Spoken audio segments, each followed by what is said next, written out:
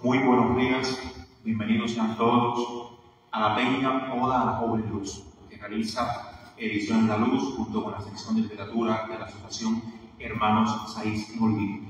Hoy estamos en el lobby del Cine Martí. Agradecer también a esta institución por prestarnos su espacio y estaremos homenajeando, celebrando entre amigos el aniversario 171 del natalicio del Banco Universal de los Cubanos, del natalicio de José Martí. Ese misterio que nos acompaña, que nos sigue acompañando, para recordar también a José de Samaritano. Me acompañan en este encuentro esta mañana dos profesores, amigos, personas que admiro y que respeto y que van a ser los panelistas, los que nos acerquen de alguna manera a la vida y obra del apóstol esta mañana. La doctora Carolina Gutiérrez Marroquín, Carola, para los amigos, que ha formado a tantas generaciones de olivineros, uno de nuestros orgullos, investigadora, cronista de la obra martiana, en varios textos que nos acercan a diversas facetas del pensamiento martiano, y Ariel Gómez, presidente de la Sociedad Cultural José Martí, un martiano también a ultranza. Con estos dos amigos vamos a estar acercándonos un poco al Martí escritor. Desde esta peña vamos a priorizar, de alguna manera como corresponde también, el Martí más enfocado más que a la figura política, de la cual no se puede desligar su obra literaria, al Martí autor, al Martí poeta, al Martí novelista y al Martí que trasluce tanta literatura, ya sea en las cartas, ya sea en los artículos, incluso en ese maravilloso diario de campaña que llevó hasta el final de sus días, donde tanta literatura podemos encontrar también.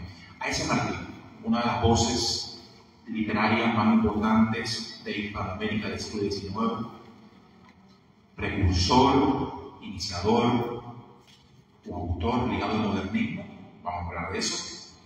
También vamos a acercarnos sobre el por qué Martí ha sido un autor también un poco difícil para muchos, un autor al cual muchas personas les hace difícil la comprensión, ese peculiar manejo de signos, de paréntesis, de guiones, de puntos y comas, que pueblan toda esa geografía, sobre todo en el texto más en prosa, en el periodismo martiano. Sobre esos puntos estilísticos, formales, nos va a comentar esta mañana la doctora Carla.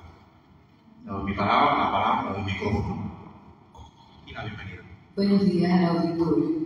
Me complace mucho estar aquí con ustedes y aceptar esta invitación, que es una oportunidad de seguir siendo útil, porque llevar el discurso de Martí a la generación joven o a los que no lo conocen es más que una parte de nuestro trabajo, es una obligación moral. Es cierto que todo el mundo conoce los versos sencillos y todo el mundo se ha acercado a la tarde de hoy, pero el acercarse a sus crónicas, a sus artículos, a sus epístolas y a su crítica de arte ha quedado como tarea de los investigadores. Tarea que asumimos con mucho orgullo, por supuesto, pero como cosa, como marco reducido. Y en efecto, el texto martiano es un texto de difícil acceso, pero yo no lo digo yo, lo dicen los que saben, tanto los contemporáneos de Martí como los hombres de la República. Baste recordar lo que dijo Rubén Darío. Rubén Darío llama a Martí padre, pero de la obra de Martí dice: la sencillez de Martí es de las cosas más difíciles, al que no se llega sin potente dominio del verbo y muchos conocimientos. Se está refiriendo a dos cosas importantes: el dominio del vocabulario, la riqueza lexical y la vasta cultura que debe tener el que se acerca a Martí.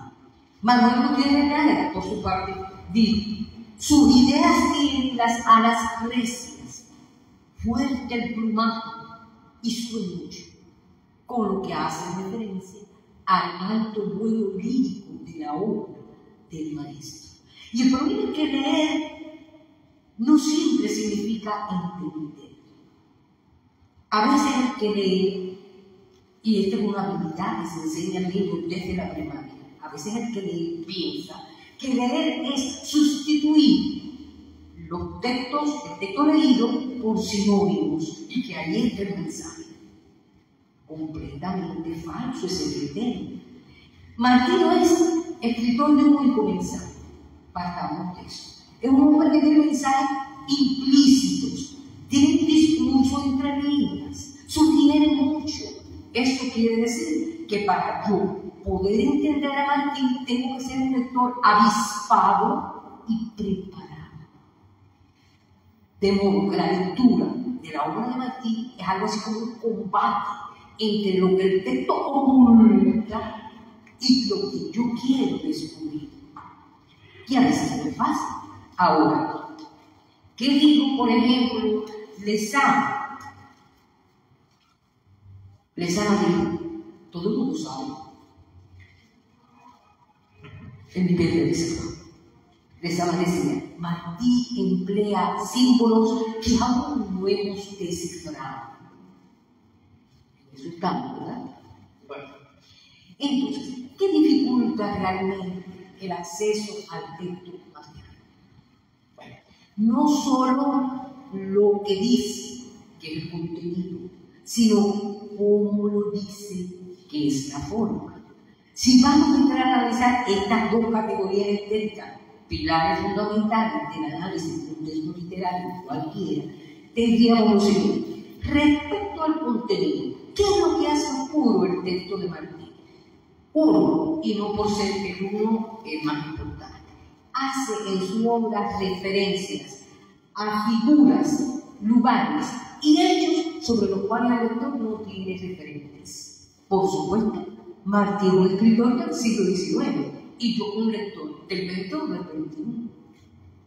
Es difícil, pero eso es algo que se va salvando, porque ya tenemos una edición crítica que tiene notas al pie que nos van esclareciendo todo. El problema teórico del contenido es la complejidad de su aparato teórico conceptual.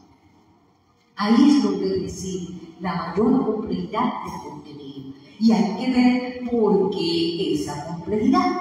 Recordemos que Martí fue estudiante de filosofía y letras en España, de modo que conoció la filosofía griega y romana de los antiguos, conoció la griega media, la de la Ilustración, la griega moderna y la clásica alemana.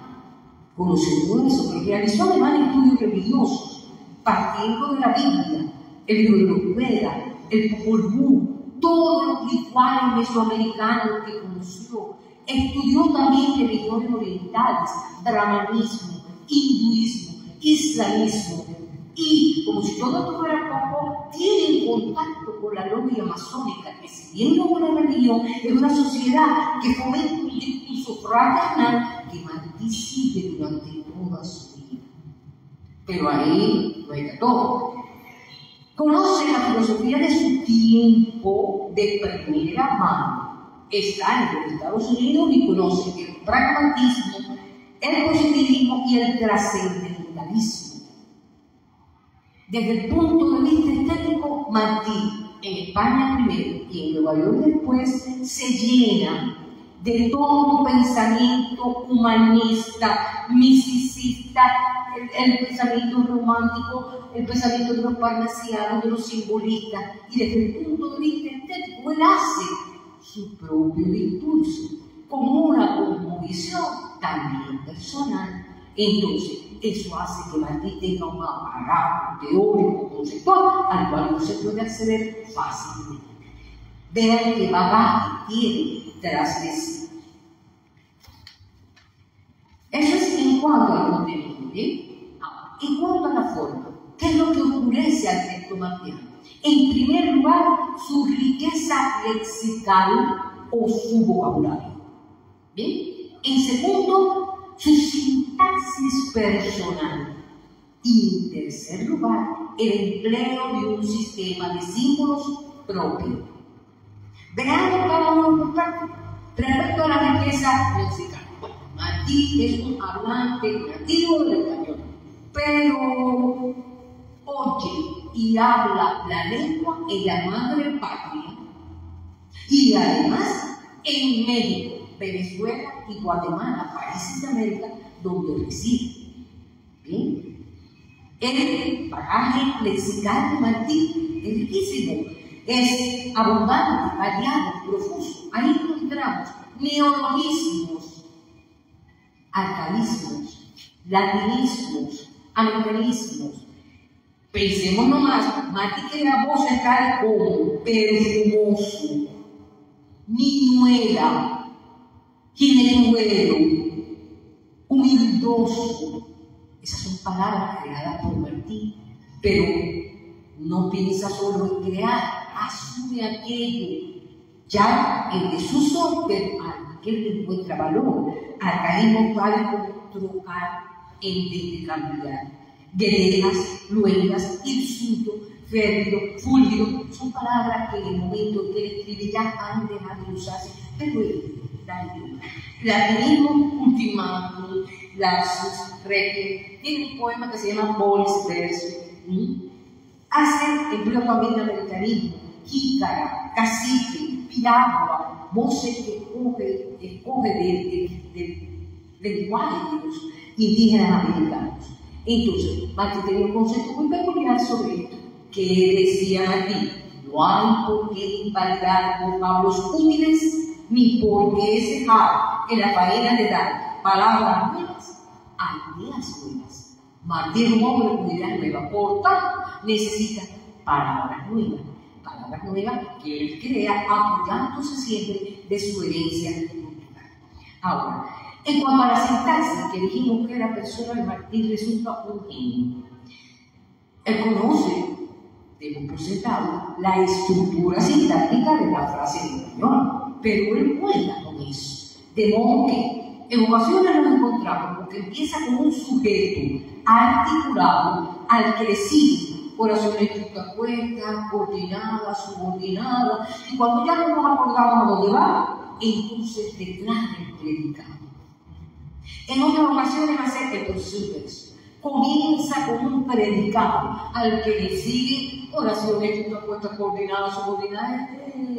Ya no recordamos quién hace nada. Y cuando ya creemos que no sabemos a dónde va, le declara el sujeto. Tiene ocasiones en que combina oraciones largas con oraciones cortas y termina con una frase sentenciosa, con un colofón, con un broche de oro. Yo voy a tener el gusto de presentar aquí uno de los fragmentos más bellos de lo que es la escritura martiana. Este lo conoce todo el mundo.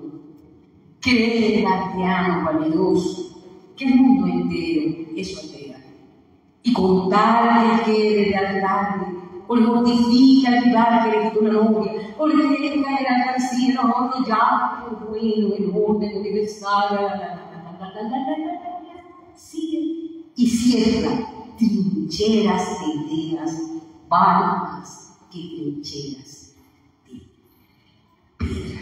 Fíjense, esto que ustedes escuchan aquí es como que Martí quiere, en su frase sentenciosa al final, dejar el mensaje capital, lo esencial, lo medular en esa frase corta, y todo lo demás se lo tenemos que dispensar. Ahí está. ¿Por qué nosotros conocemos a Martí por sus citas o por sus sentencias?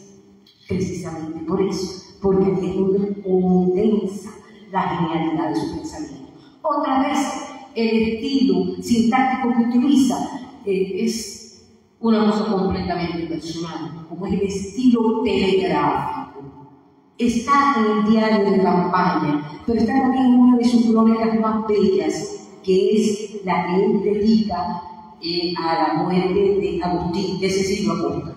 Dice, hablando muchísimo de Cecilio Acosta, hablando y ya para cerrar, dice cosas tales como: este fue el hombre inculto, posteó y previó, amó, supo y creó, limpió de obstáculos la vida, puso luces, vio por sí mismo, señaló nuevos puntos, le sedujo lo bello, le enamoró lo perfecto, se consagró a lo útil, habló con singular maestría, gracia y decoro, pensó con singular viveza, fuerza y justicia, sirvió a la tierra y amó al cielo. Fíjense qué manera de, a partir de oraciones que parecen un telegrama, va caracterizando al sujeto. Esto es lo que hay en cuanto a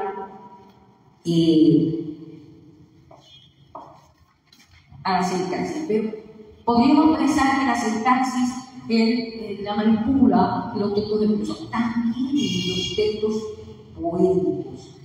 Voy a leer un único donde muestra, escuchen el uso del verbo aquí, que es algo increíble. Dice Mateo en sus versos sencillos: alas la cerviz y los hombros de las mujeres hermosas, y salir de los escombros volando las mariposas. Qué música, ¿verdad? Qué sonoro.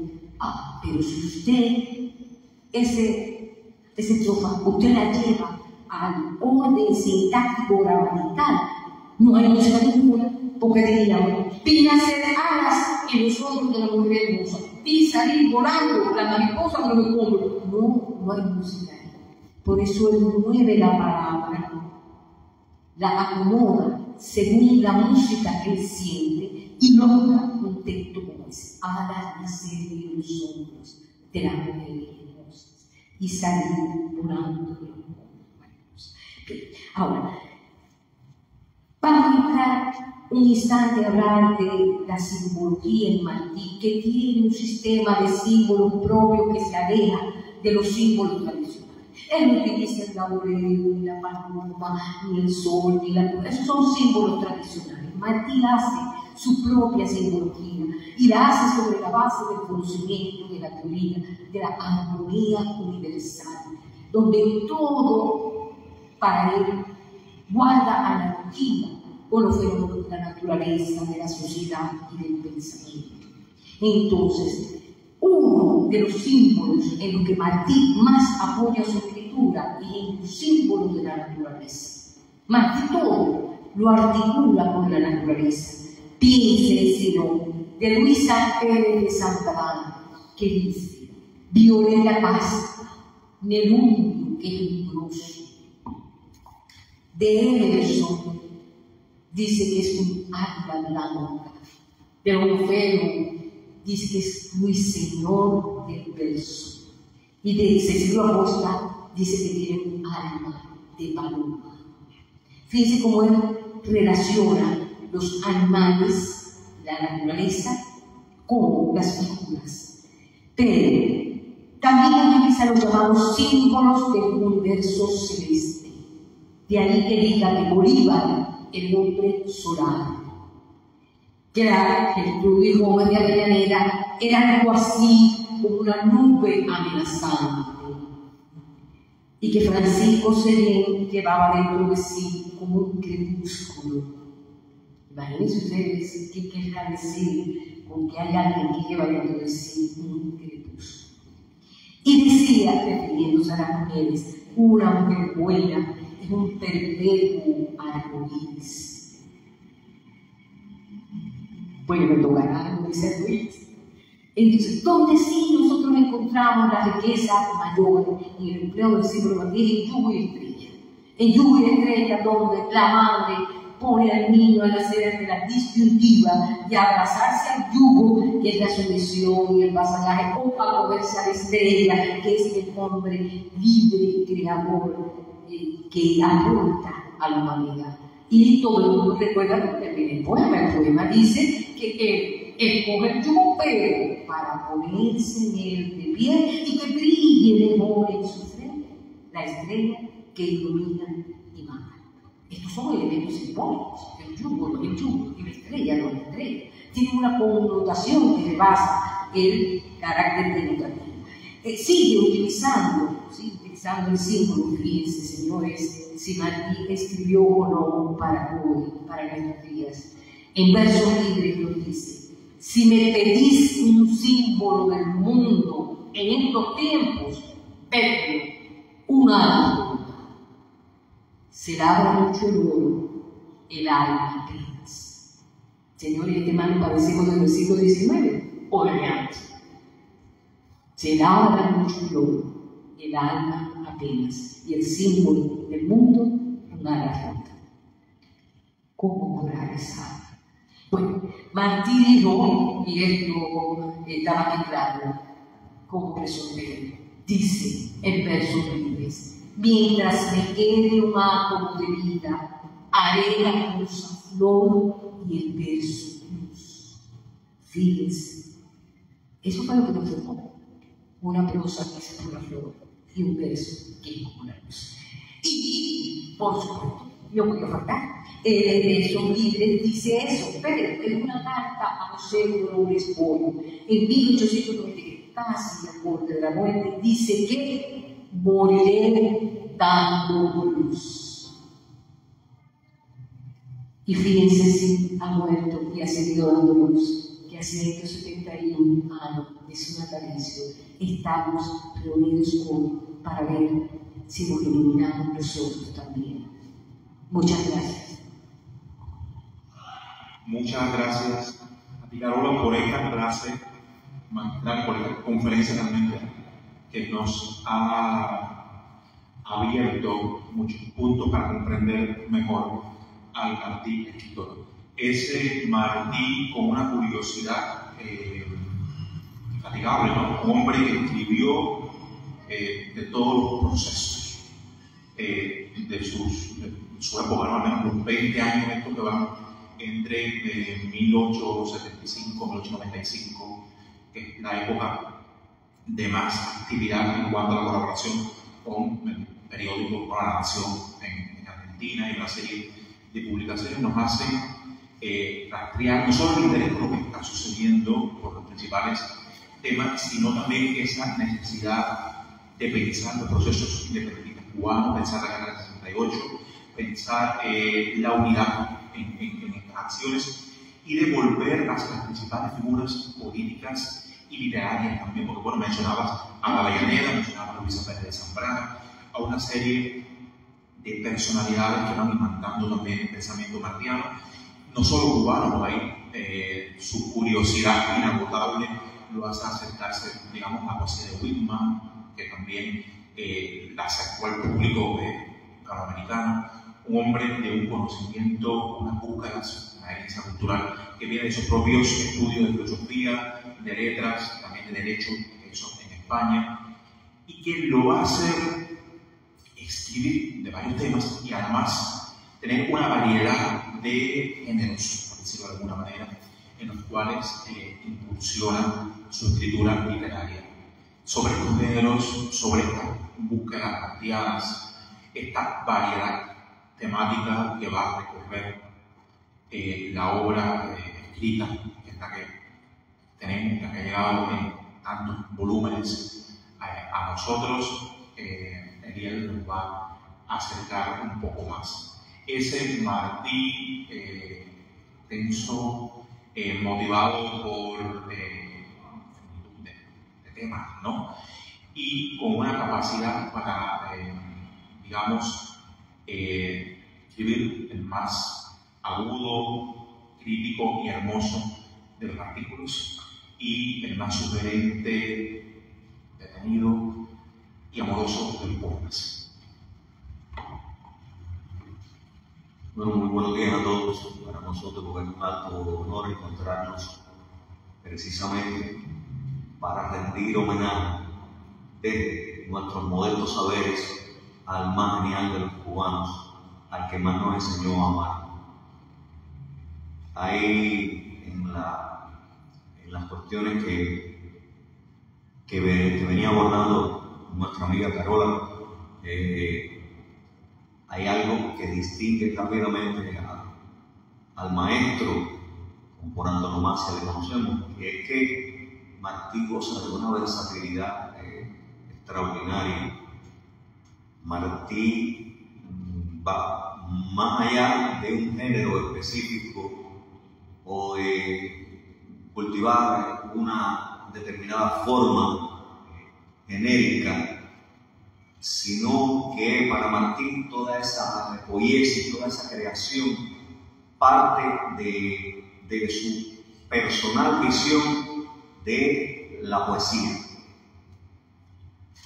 Y por supuesto que todo esto tiene que ver con la manera versátil, integral que él produjo su obra. Si bien hemos, desde luego, yo decía en alguna oportunidad, no sé qué dirá la bioética de eso, nosotros hemos cometido con Martí algunos deslices, porque Martí, en las indicaciones que le deja muy precisas a su albacea literario, le dice que de mi obra publique Ismaelillo, lo mejor, bueno, ya había publicado los versos sencillos, eso sí lo publicó en vida Martí, y el Ismaelillo, pero de los versos libres dice lo mejor.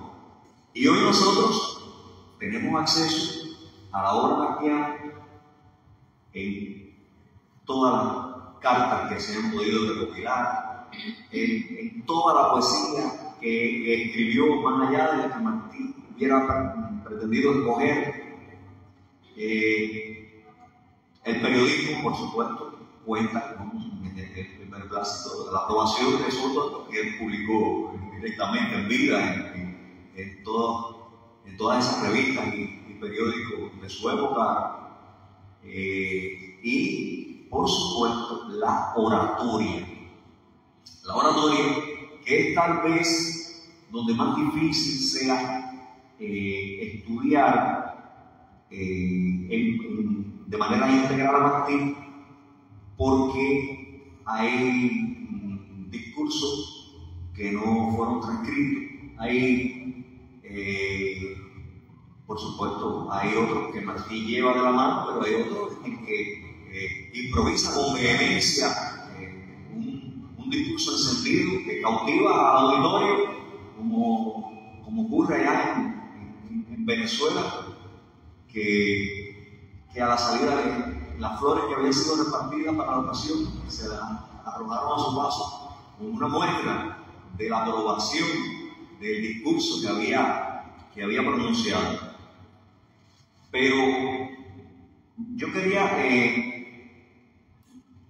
ver algunas miradas. Por ejemplo, Gabriela Mistral afirma que el secreto de Martí orador consiste tal vez en que manejando un género de virtudes falsas, él lo sirve con virtudes verdaderas, mientras que el orador corriente, por supuesto, simula la fogosidad y gesticula con llamitas pintadas, él está ardiendo de veras, mientras que el arrendador de todas partes sube la cuenta del periodo largo por una especie de hazaña de gimnasta para hincar al final la pica de una buena conclusión.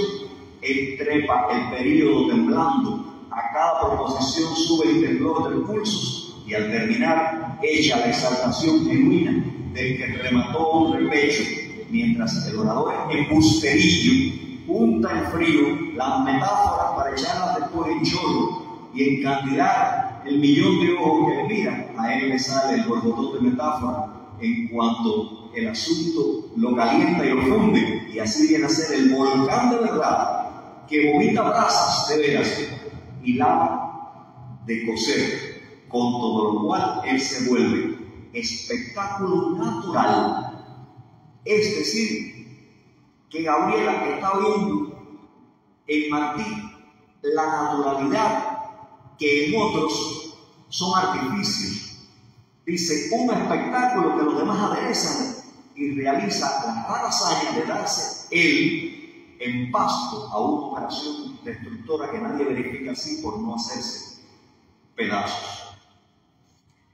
Y hay algo que continúa diciendo sobre el estilo, pero que yo quería compartir con ustedes algo interesantísimo que dice Dulce María, porque porque los martianos a veces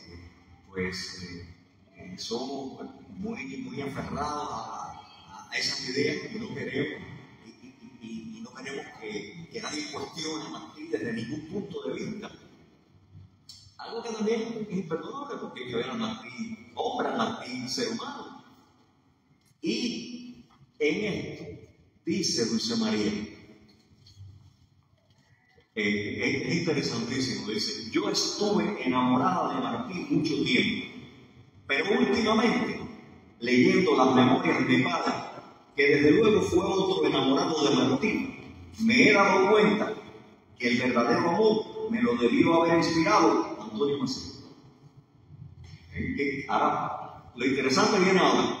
Dice: Martí estaba un poco lejos de la realidad, este deseo en que él insiste tanto, el problema tremendo de la memorana, esas diferencias con Maceo, en la cual mi padre se pone de parte de Martí, porque él también tenía sus ideas democráticas. Yo creo que en un país que está en estado de guerra, toda alternativa que se haga por darle un carácter republicano, un carácter civil, no deja de ser un disfraz, una cosa que no funciona. En cambio, estorbó mucho los planes de la guerra al propio Maceo, que por esto se oponía. Por eso, y ahora comienza la otra consideración, dice: por eso, aunque parezca extraño, en la vejez me he desilusionado un poco de Martí y me he ido más del lado de Maceo. Pero a continuación retalla: como escritor y como poeta no hay ni que hablar, es la maravilla de las maravillas. Es difícil que haya un poeta más grande que Martí. No lo conozco, no lo consigo, no lo entiendo. Martí es un maestro que casi no se puede enjuiciar. Martí es un maestro que casi no se puede enjuiciar. Enjuiciar su obra poética sería una profanación, como enjuiciar la Biblia o cosas que están por encima de todo juicio. La prosa de Martí es única. No se parece a la de nadie, nadie la influenció, a pesar de lo mucho que leía. Y a veces uno no puede evitar, cuando se lee mucho a un autor que uno admira, que se filtre en los otros las cosas que uno ha amado de ese autor. Martí parecía en ese sentido no haber leído nunca un libro y fue un devorador de libros. Pero esos libros no influían en nada su estilo, que era único. Su estilo era único. Los que han querido imitarlo, y han sido algunos, no muchos, han fracasado. Creo que esta franqueza con la que Dulce María está abordando, porque inicia discrepando de Martí en otros puntos de vista con relación a la álgida discusión de la memorana, pero cuando aborda a Martí, escritor, lo ve impecable, pero está hablando sobre todo de estilo. Y cuando alguien de la altura de Dulce María, que tiene una personal concepción de la poesía, está hablando aquí de estilo, entonces eso me hace regresar a algo que apunta acá a Gabriela Mistral, y es que Gabriela dice: la abundancia del estilo de Martí viene de varias causas y es una especie de conjunción de vitalidades. Hervía de ideas al revés del escritor que ha de seguir una sola como hilito de agua en tierra pobre. El corazonazo caliente le echaba sobre la garganta el borbotón de la pasión constante. El vocabulario pasmoso le entregaba manos llenas las expresiones, ahorrando esa búsqueda de la frase tan acusada en otros. ¿Cómo no había de ser abundante?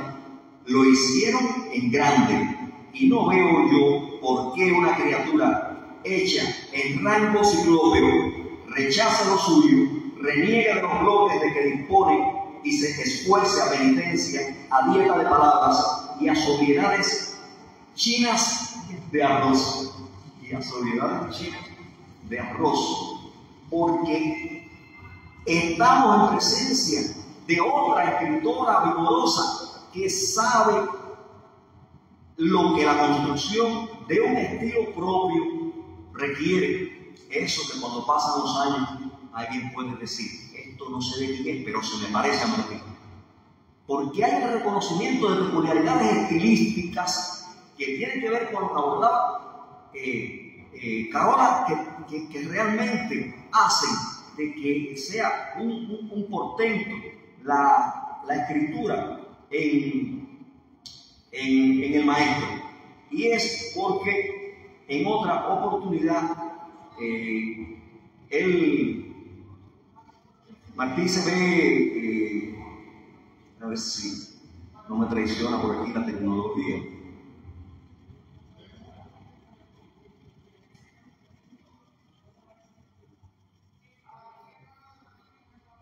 Bueno, él está escribiendo en una oportunidad a Gonzalo de Quesada.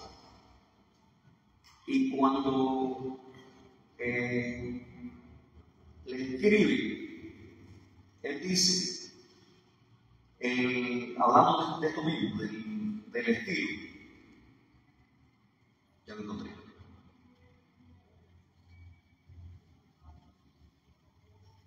Quiero compartir esto, que tiene que ver con lo que venimos diciendo en torno a la manera en que Martín escoge las palabras. Él escribe en una, dice, usted me habla de las ratas del partido, por poca que sea mi vanidad, que me confieso con gusto que no es mucha, llegan a desesperarme de ver a los errores esenciales e imperdonables con que aparecen en mis cartas, a tal punto que los párrafos que impresos con cuidado fijarían tal vez la atención por el cuidado de su pensamiento, resultan por el cambio de una o más palabras capitales una jerga ininteligible. Esto me apena más porque como yo escribo lo que veo, y lo veo todo con sus adjuntos, antecedentes y remanentes, cuando escribo resulta fácilmente enmarañado y confuso. El propio Martín, haciendo un autoanálisis, dice, enmarañado y confuso. Si no me respeta el caballero cajista, la época, ¿no? Las palabras que pueden parecerle nuevas y la puntuación propia que enriquece y realiza los pensamientos. Y ahora escuchen, y yo que a veces estoy con toda mi abundancia, es decir, Martín se sabe dueño en el orden lexical de un amplio registro. Sin embargo, dice, yo a veces estoy con toda mi abundancia dando media hora vueltas a la pluma y haciendo dibujos y puntos alrededor del vocablo que no viene, como atrayéndolo con conjuros y hechicerías, hasta que al fin surge la palabra coloreada y precisa. Hasta que al fin surge la palabra coloreada y precisa. Los escritores conocen de ese rigor. Dice que con toda su abundancia está media hora ahí buscando. Esta es la palabra, no es otra, es esta la que va. Y eso nos habla de ese rigor al que él se obligaba en sus escritos. Martín decía que la palabra llega más pronto donde va cuando se dice bellamente. Bueno, ahí viene lo otro. No es solo llegar a la palabra, es cómo expresar la palabra. Y si dice que la palabra llega más pronto, es decir, cobra velocidad, cuando opera en una dimensión de belleza, bueno, hemos leído todo 6 de belleza, y la forma en que él busca constantemente de la hermosura. Pero está, por otro lado, la búsqueda de la libertad porque el escritor también tiene una suerte de cautiverio en cuanto a prejuicios, en cuanto a formalidades, y que dice Martí en torno a esto.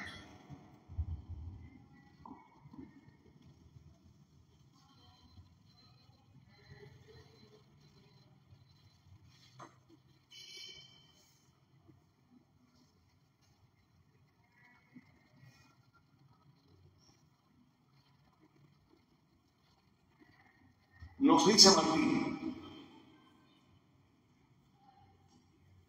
hablando de Julián del Casal, cuando acaece su muerte en 1893, que Martín publica en Patria este artículo, dice Martín: de la verdad vivía prendida su alma, del cristal tallado y de la verdad japonesa, del color del ajenjo y de las rosas del jardín, de mujeres de perla con ornamentos de plata labrada, y él, como sellín, ponía en un salero a Júpiter. Aborrecía lo falso y pomposo. Murió de su cuerpo enérgico del pesar de vivir, con la fantasía elegante y enamorada en un pueblo servil y deforme. De él puede decir, y me voy a detener en esto porque, como sabemos, entre las grandes influencias que Martín recibió, y ya hemos hablado aquí de esto, está el simbolismo, pero está también la nota parnasiana. Pero cuando Martín estudia y bebe en esos antecedentes, Martín no se deja prejuiciar por ellos, es decir, que no permite que estas influencias operen como una camisa de fuerza sobre él. Y por eso dice, de él puede decir que, pagado del arte, por gustar desde Francia tan cerca, le tomó la poesía nula y de desgano falso e innecesario con que los orígenes del verso parisiense entretuvieron estos años últimos el vacío ideal de su época transitoria. En el mundo, si se le lleva con dignidad, hay aún poesía para muchos. Todo es el valor moral con que se encare y domine la injusticia aparente de la vida, mientras haya un bien que hacer, un derecho que defender, un libro sano y fuerte que leer, un rincón de monte, una mujer buena, un verdadero amigo. Tendrá vigor el corazón sensible para amar y loar lo bello y ordenado de la vida, odiosas a veces por la brutal maldad con que suelen afearla la venganza y la codicia. La venganza y la codicia. Creo que el hecho de que en ese mismo artículo Martín diga que la poesía debe ser fina y profunda como una nota de arpa, fina y profunda, ¿sí? No se queda en lo fino ni tampoco porque sea profunda deja de reclamar esa belleza, la belleza hecha luz, diría el maestro. Y entonces en ese mismo artículo él dice la poesía debe ser fina y profunda como una nota de arpa, como una nota de arpa. Creo que el hecho de que diga que conocer diversas literaturas es la mejor manera de defenderse de la tiranía de alguna de ellas tiene que ver mucho con esa filosofía ecléctica del pensamiento cubano, de ese pensamiento al que tenemos que regresar una y otra vez, de ese pensamiento que nos urge en estos tiempos. Y, por supuesto, que esas son solo algunas de las razones que nos permiten seguir acompañándonos de la mano de Martín. Muchas gracias, Etienne. Ha sido un placer realmente escucharlos ambos esta mañana. Me hacía recordar como nos citabas a Gabriela Mistral, nos citabas a Dulce María, como esta generación, digamos ya de la primera generación republicana, segunda, por decirlo así, viene a acercarse a la obra del apóstol, porque recordemos que el Virgilio solo publica 2 poemarios, al menos en cuestión ya de lo que es la poesía, ¿no? El Ismaelillo en 1882, si no me recuerdo, y Metro Sencillo en el 91, Y como esa generación es la que va a publicar, después de las elecciones, que Sara hace el primer intento de recopilar esto y acercarse críticamente también al apóstol, ¿no? O sea, valorar desde el ensayo, desde el periodismo, desde el análisis, como lo hace la Mistral, como lo haría también Sama, en una medida, pero en algún momento también, y valorar la literatura martiana. Esto que, así es,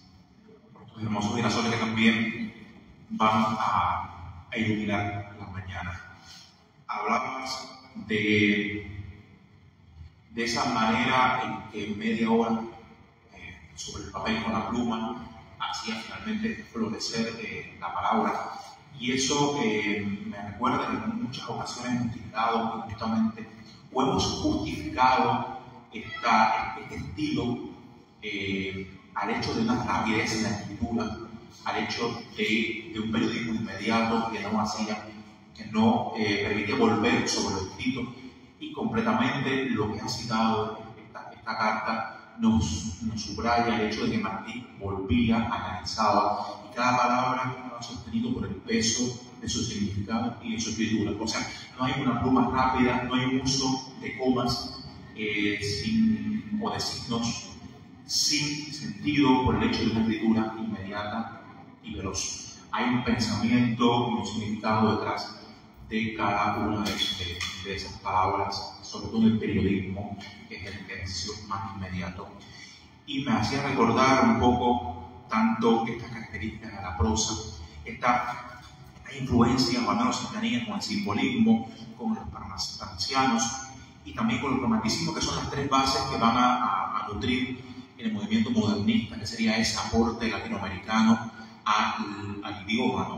O sea, este aporte de acá hacia la madre patria, que también está en la base de la escritura martiana, y que hizo por mucho tiempo a los investigadores preguntarse: Martí, iniciador, precursor, Martí realmente autor modernista, o como muchos profesores en época decían, no toquemos a Martí, que es tan grande que no caben clasificaciones.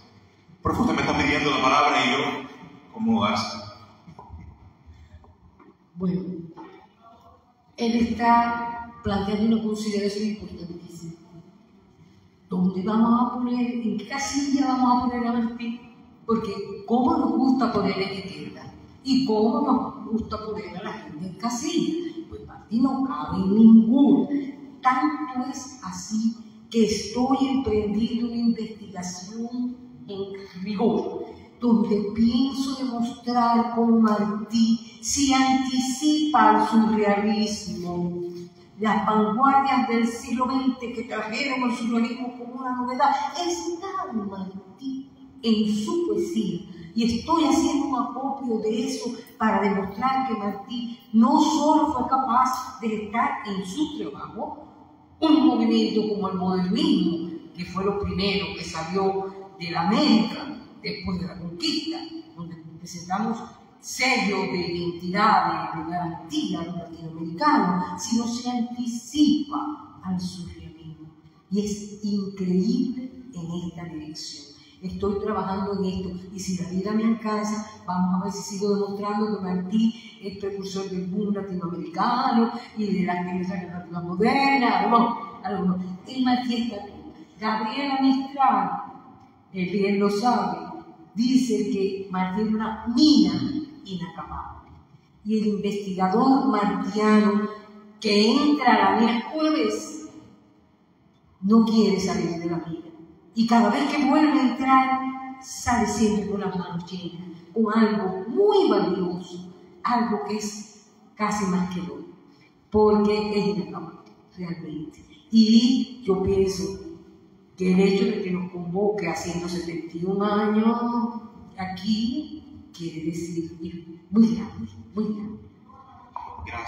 Gracias, profe Carola. Sobre esto, yo creo que en algún momento deberíamos volver también en algún que otro espacio que la profe nos vaya dando los preámbulos, los pormenores de esas investigaciones. Claro, no esperemos el libro publicado. Vamos a ir también en algún momento volviendo sobre esa mina inacabable que, como también decía la doctora Mistral, es el apóstol, y sobre que nos acompañe ese misterio, al decir de Lezama, que todavía sigue a 171 años de aquel 28 de enero de 1853. Está acompañándonos. Yo agradezco este panel de lujo.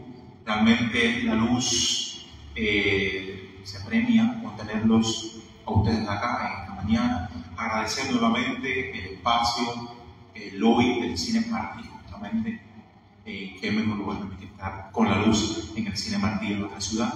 Agradecer la generosidad con que nos han ofrecido este espacio. Agradecer a los amigos que están en las plataformas digitales, que nos están viendo en las redes sociales. Es una manera también de expandir las luces. Y yo, girasoles, es una costumbre de la luz, regalar luz, en forma de luz, en forma de sol también. Profe. El más grande, pero Amigo mío, gracias. Yo me quedo con este girasol para tener 3 bellas flores, bellos girasoles aquí. Y nada, agradecerles a ambos por la presencia, agradecerles por estar aquí esta mañana. Además, sabemos que la claridad avanzada, como el lema que acompaña esta campaña de promoción del libro de literatura hecho en la luz en este año, esa claridad avanzada del apóstol también nos acompaña en cada una de las acciones, en cada uno de los proyectos de Hechos en la Luz. Un lujo nuevamente contar con ustedes, un placer y muchas gracias a todos.